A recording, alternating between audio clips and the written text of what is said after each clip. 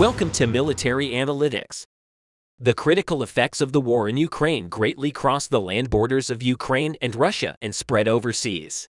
The Baltics is one of the places where the effects of the war between Ukraine and Russia are felt the most, with Finland joining NATO.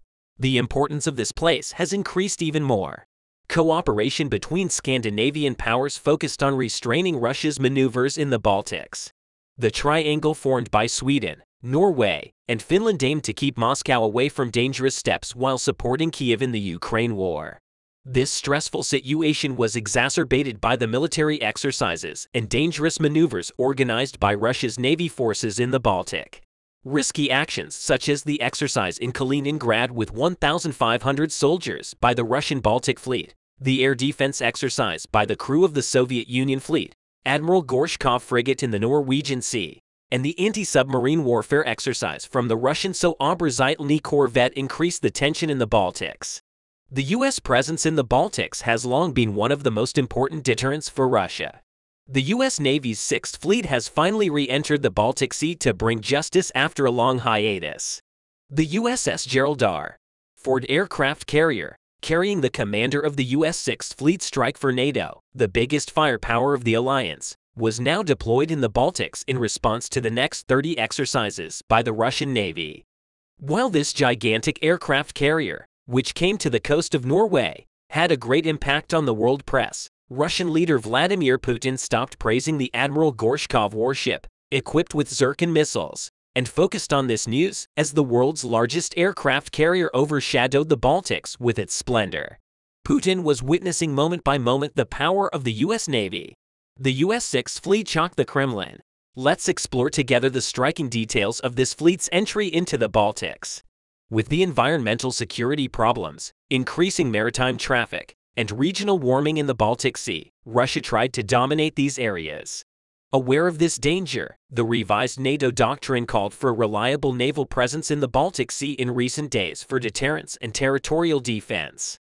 As part of this call, the biggest exercise of the year, Defender 23, which includes the Baltics, was announced following the start of this exercise.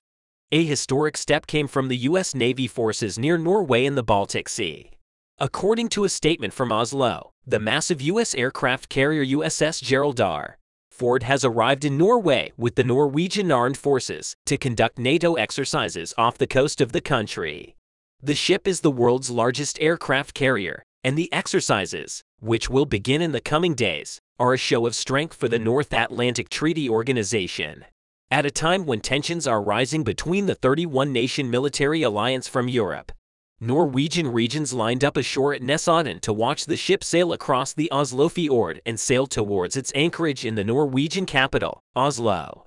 An extensive no-fly airspace and sea ban was imposed around the USS Gerald R. Ford, which can carry up to 90 aircraft and helicopters, and is expected to remain moored in the Norwegian capital for several days. Norwegian media reported that in a show of NATO firepower, the 337-meter nuclear-powered ship sailed for the first time in the Oslo Fjord, where it would stay for several days before heading to the Arctic for military exercises. The ship is expected to depart for the Arctic a few days before the start of the Arctic Challenge exercise on May 29th and collect 150 aircraft and 3,000 military personnel from 14 Western countries. These exercises will be carried out from close to the Russian border in the east to the Norwegian seacoast in the west. The arrival of Gerald R. Ford, the U.S. Navy's newest and most advanced aircraft carrier, will provide Norway with a unique opportunity to develop cooperation and work closely with the country's most important ally, the Norwegian military said in a statement. On the other hand, Russia described the visit of the world's largest warship, USS Gerald R. Ford aircraft carrier, to Oslo in Norway as an irrational and harmful show of force at a time of heightened tensions. The visit, which came in the middle of the tension between the West and Russia due to the war in Ukraine, and which was widely discussed in the public, was condemned by the Russian embassy in Norway. The Russian embassy spokesman, Timur Chekhanov, claimed that the show of military force in Norway was surprising and unwelcome. The Russian ambassador claimed that there was no problem in the Arctic North that required a military solution or that there was no need for foreign intervention. Apparently, Russia was already starting to worry about this. So what kind of surprises await us after the joint action of the USA and Norway in the Baltics? And how will the general situation in the sea affect the Ukrainian war? Since 2004, every Baltic Sea coastal state except Russia, countries such as Sweden, Finland, Estonia, Latvia, Lithuania, Poland, Germany, and Denmark, are members of the EU. This brought some alignment of national interests beyond key economic ties and brought about a growing awareness of the need for collective regional security, with a particular focus on protecting the three newest Baltic states Latvia, Lithuania, and Estonia from potential Russian aggression. A new geopolitical reality has also emerged with Finland and Sweden in NATO with their membership. 8 out of 9 Baltic Sea countries have progressed towards aligning with both the EU and NATO. But Russia had strategic interests in the Baltic Sea region, particularly exporting oil by tankers and gas by pipeline and providing power with the Baltic Sea Fleet.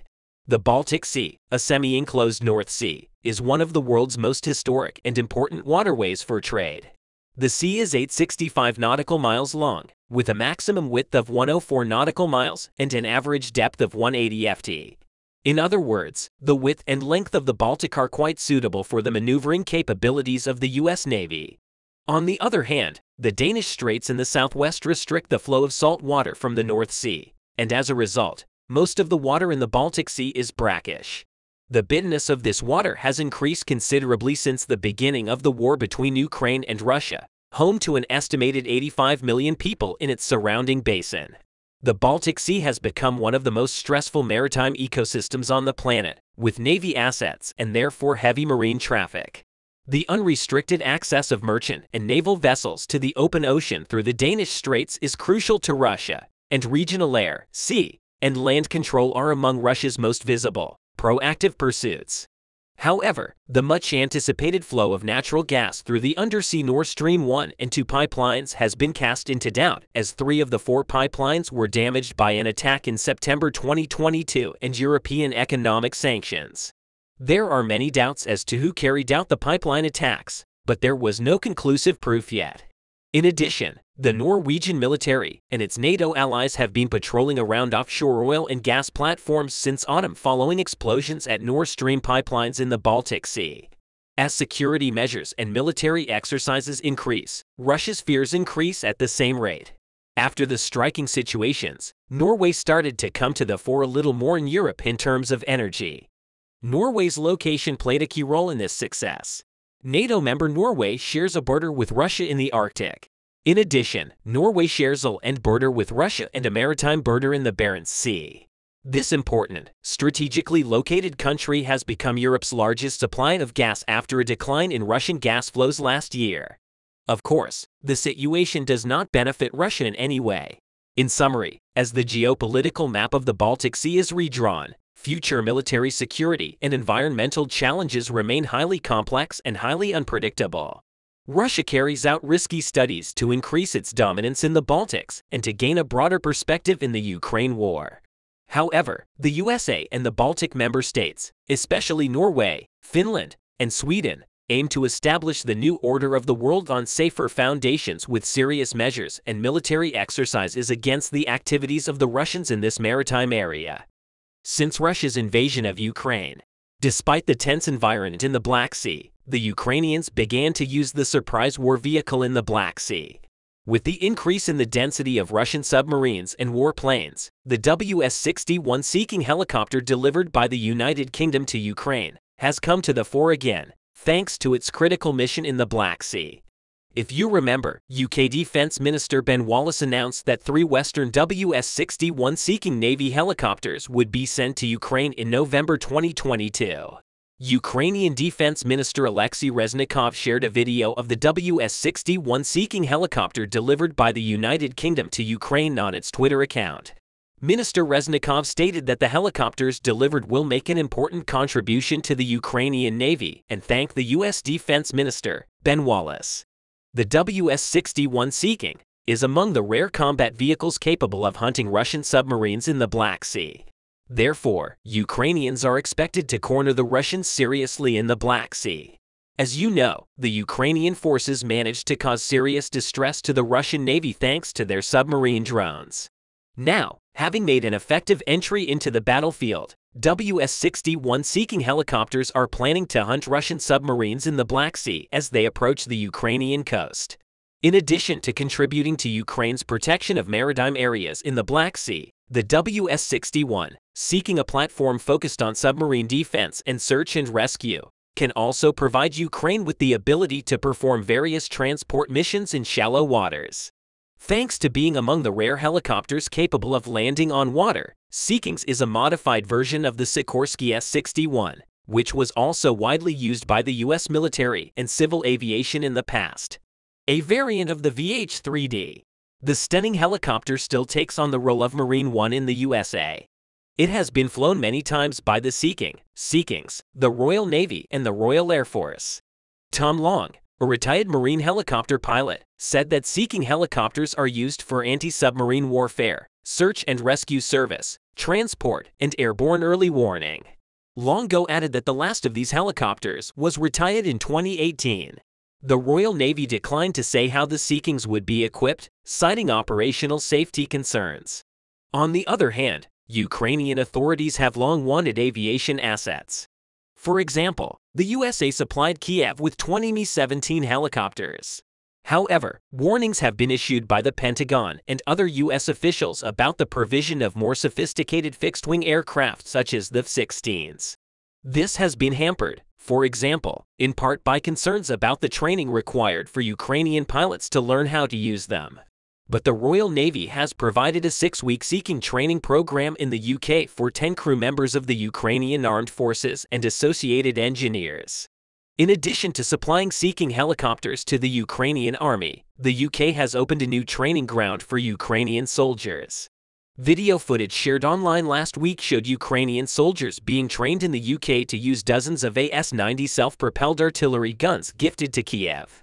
Video footage also showed 3 AS-90 positioned side by side with teams of 5 Ukrainian soldiers behind each artillery team.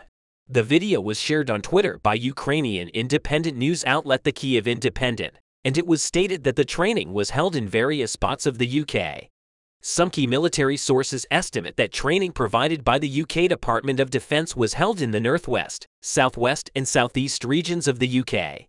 Also last week the UK government announced that it would replace AS-90 artillery sent to Ukraine with 14 Archer artillery systems purchased from Sweden.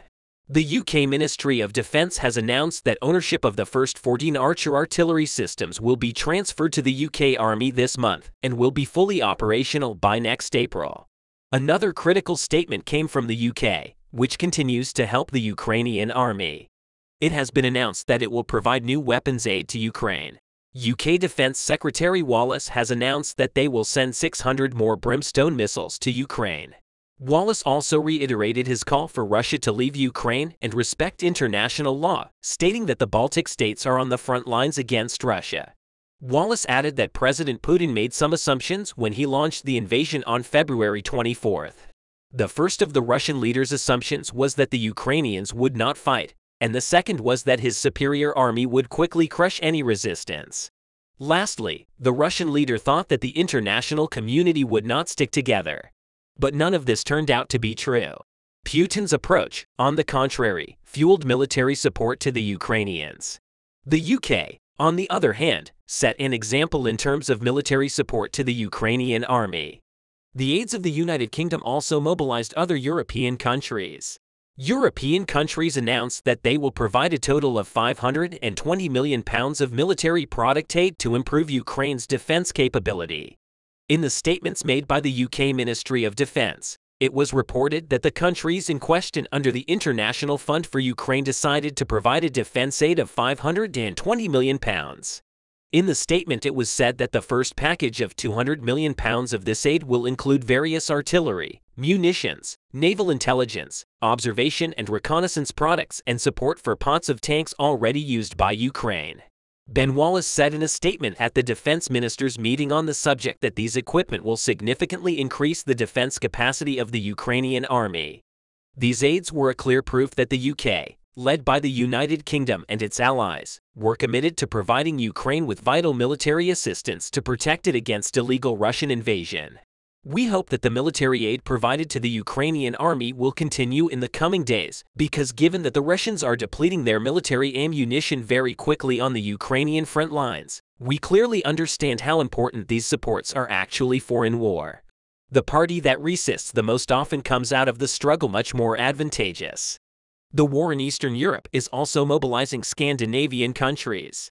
Finland has given up the peace and security brought by 75 years of neutrality. The Helsinki administration opted for a collective security system from NATO in the hope that it would bring security and peace. Finland has not only given up its historical neutrality between the West and Russia by flying its flag among the flags of NATO countries and becoming the 31st country in NATO. At the same time, in one of the most dangerous moments of the strategic change of the map after the Cold War, it became a political and military contact line between NATO and Russia for the first time in its history. Russia shares a 1,340-kilometer-long border with Finland. For this reason, Russia thinks that it has come into contact with NATO's most strategic and military region in the Arctic. Indeed, Finland has the most modern nuclear arsenal. The Northern Fleet is also stronger than the one it has. When we look at the geopolitical map around Russia after Finland's accession to NATO, we see that the military and strategic balance in the region has changed in favor of NATO. This situation greatly increases the loneliness and fears of Russia. With Finland joining NATO, all Baltic states around Russia will become members of the alliance. The Baltic Sea will cease to be a Russian lake, as it was under the control of the Warsaw Pact, and become a NATO sea. Because, apart from Russia, 9 countries with a coast on the sea are now members of the alliance. With the expansion of NATO towards Russia's borders in the Arctic Ocean, 7 countries bordering the Arctic Ocean will become NATO members. Russia will be surrounded by these countries in a belt of security and strategy that is historically unique in the region. Finland escalated tensions with Russia with the NATO move, but Finland's surprising moves against Russia were not limited to this. Another critical move came from Finland to Russia. The other day, the Debt Recovery Agency in Finland seized land and real estate operated by the Russian Science and Culture Center in Helsinki. Due to EU sanctions against Russia, the decision was made a week ago and is about EU sanctions over a 3-week period. The bailiff will determine whether the land and building are owned, held, or controlled by the sanctioned legal entity. According to the news of the Helsingin Sanomat newspaper, the land in question belongs to the Russian government. The value of frozen assets is usually estimated by the Debt Recovery Agency. However, the property value of Rosotradnichstvo assets is unknown, according to Helsingin Sanomat. The assets were frozen following a proposal by the Finnish Foreign Ministry requesting that the EU decision take effect as early as July 2022. In addition, the Debt Recovery Agency seized 7 flats in Helsinki in connection with a sanctioned agency in question. In early March, management froze Rosotradnichstvo funds in a Nordea bank account. With this last move in Finland, Vladimir Putin, who was in an economic bottleneck, fell into a desperate position. It was also reported that Finland has approved the 14th military aid package to Ukraine, which includes 3 additional tanks. In the statement made by the Finnish Ministry of Defense, it was stated that the support decision was approved by the presidency. This will be the 14th defense material package to be delivered to Ukraine. It is stated that the material value of the defense materials in this package is €161 million. In the statement, it was noted that the total value of all defense material packages sent to Ukraine so far is approximately €910 million. Finland will also send 3 Leopard 2 tanks to Ukraine as part of the final package. Thus, the number of tanks sent from Finland to Ukraine will increase to 6, together with the 3 Leopard 2 tanks sent in the previous package. Another Scandinavian country, Sweden, is pushing Russia into a corner with its moves. Sweden preferred to be on the side of Kiev in the Ukraine war. The Swedish administration, one of the supporters of Kiev, announced its huge military aid that will create an event on the world agenda. This striking news has been one of the most effective steps to be taken for Ukraine at the moment. On March 23, the Swedish parliament approved an additional package of military aid to Ukraine worth about $600 million in addition to the ammunition. The new package proposed by the country's government includes Leopard 2 tanks, Archer self-propelled artillery systems, robot systems, and 97 missile systems. Sweden has joined several other European countries, including Germany, Poland, Norway, Spain, the Netherlands, and Finland, which have committed Leopard tanks to Ukraine. In addition, Sweden delivers Archer 155mm squared self-propelled howitzers to Ukraine. According to Foreign Minister Tobias Billström, Ukraine should acquire as many offensive weapons as possible to attack Russian troops, and Sweden should do its part. However, in line with this statement, the Swedish government did not share with the media the exact number of Archer self-propelled guns transferred to Ukraine. According to some reports, it is estimated that 18 self-propelled artillery mounts of this type will be delivered to Ukraine in the first shipment. When used with several different propelled gun crews, these artillery installations can offer highly effective offensive potential of up to 12 155mm squared caliber shells due to their high rate of fire. The timing of the supply of such weapons to Ukraine is unknown. However, given Sweden's previous statements of intent to supply arms to Ukraine and the timing of deliveries, the transfer of these Archer self-propelled guns is likely to take place very soon. The Stockholm administration also announced that it will send 50 CV-90 armored vehicles and portable anti-tank missiles to the Ukrainian armed forces. Prime Minister Ulf Kristersson said in a statement that Sweden will send CV-90 infantry fighting vehicles, Archer artillery systems, and anti-tank missiles to Ukraine. Speaking at a press conference, the Prime Minister stated that his government has agreed on a three-part military support package for Ukraine, including the initial decision to start the delivery of the artillery system Archer to Ukraine. Sweden decided to hand over 8 Archer systems to Ukraine. The truck-mounted Archer is a so-called hit-and-run weapon and can fire 3 shells in quick succession and then move again before the first shell hits its target. Archer artillery will join French-made Caesar howitzers, US-supplied HIMARS, and other precision strike systems, as well as other Western-supplied equipment that helps turn artillery conflicts in Ukraine's favor. With the Swedish aid package, it seems to unexpectedly increase the strength of the Ukrainian army. If Sweden's goals come true, it seems that the Ukrainian army smashing Russian troops on the front lines will be an inevitable end. Sweden's border neighbor, Norway, also offers its support to Ukraine in 2022. Norway provided support worth approximately 10.7 billion Swedish krona to Ukraine and other countries affected by the Russian invasion of Ukraine. There is a political agreement on a multi-year support program for Ukraine in the amount of 75 billion Swedish krona distributed over 5 years for the period 2023 to 2027. In addition, Norway will provide 2 billion Norwegian krona to support the Ukrainian government administration through the World Bank. Norway will donate 8 tanks and up to 4 special-purpose tanks to Ukraine. In short, in addition to the Scandinavian countries, the Baltic states also chose Ukraine's side in this war. Lithuanian Defense Minister Arvydas Anušauskas stated that the volume of aid to Ukraine has now reached 454 million euros. Arvydas Anušauskas once again assured Kiev that Lithuania was ready to provide support to defeat the Russian aggressors. Anušauskas added that this year Lithuania is ready to train 4 times more Ukrainian soldiers than last year. The Lithuanian defense minister said he trained 500 Ukrainian soldiers last year. Anušauskas said that they plan to train around 1,600, perhaps as many as 2,000 Ukrainian soldiers this year. As a result, the war that started in the lands of Eastern Europe mobilized many states, especially the Baltic and Scandinavian countries. Russian leader Putin was quickly condemned to isolation in the political arena. These are very difficult days for Putin, who cannot escape the grip of sanctions. How do you think this loneliness of Vladimir Putin can affect the Ukraine war? We would be glad if you let us know your thoughts in the comments. Don't forget to subscribe to our channel and like our videos. Thank you for watching us.